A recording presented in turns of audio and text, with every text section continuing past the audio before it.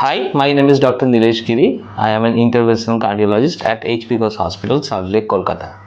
Cardiovascular ডিজিজের one of the most important risk factors সেটা হলো কিন্তু স্মোকিং বা টোবাকো ইউজ।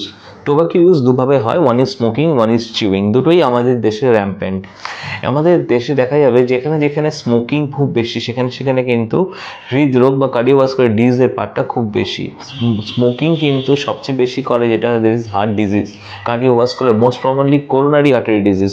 হার্টের উপর যেসব শিরাগুলো থাকে সেগুলোকে আমরা করোনারি আর্টারি বলি, এবং করোনারি আর্টারির ব্লকেজ সেটা কিন্তু সবচেয়ে বেশি করে, মানে রিস্ক ফ্যাক্টর যেটা আছে, যেটা মোস্টলি মডিফাইবেল, মানে আমরা নিজেরা চাইলে সেটাকে কন্ট্রোল রাখতে পারি, দ্যাট ইজ স্মোকিং।